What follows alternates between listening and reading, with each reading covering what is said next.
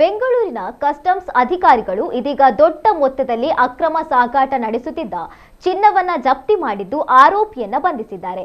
ಕೆಂಪೇಗೌಡ ಅಂತಾರಾಷ್ಟ್ರೀಯ ವಿಮಾನ ನಿಲ್ದಾಣಕ್ಕೆ ದುಬೈನಿಂದ ಬಂದಿದ್ದ ಪ್ರಯಾಣಿಕನ ಬಳಿಯಿದ್ದ 1.37 ಕೋಟಿ ಮೌಲ್ಯದ 24 ಕ್ಯಾರೆಟ್ನ 899.50 ಗ್ರಾಂ ಬಂಗಾರವನ್ನ ವಶಕ್ಕೆ ಪಡೆಯಲಾಗಿದೆ. ಆ ಮೂಲಕ ಆರೋಪಿಯ ಕಳ್ಳಾಟವನ್ನ ಅಧಿಕಾರಿಗಳು ಬಯಲಿಗೆ ಎಳೆದಿದ್ದಾರೆ. ಇನ್ನು ಚಿನ್ನದ ಸಾಗಾಟಕ್ಕೆ ಆರೋಪಿ ಸಖತ್ ಪ್ಲಾನ್ ಮಾಡಿದ್ದ 4 ಕ್ಯಾಪ್ಸೂಲ್ಗಳಲ್ಲಿ ಚಿನ್ನದ ಪೇಸ್ಟ್ ಅಡಗಿಸಿ ಸಾಗಾಟಕ್ಕೆ ಯತ್ನಿಸಿದ. ಆದರೆ ಅನುಮಾನಾಸ್ಪದ ವರ್ತನೆ ಹಿನ್ನೆಲೆ ಅಧಿಕಾರಿಗಳು ತಪಾಸಣೆ ನಡೆಸಿದಾಗ ಚಿನ್ನ ಕಳ್ಳ ಸಾಗಣೆ ವಿಚಾರ ಬಹಿರಂಗಗೊಂಡಿದೆ. ಕಸ್ಟಮ್ಸ್ ಕಾಯ್ದೆಯಡಿ ಆರೋಪಿಯನ್ನ ಬಂಧಿಸಲಾಗಿದ್ದು ವಿಚಾರಣೆ ಮುಂದುವರೆದಿದೆ.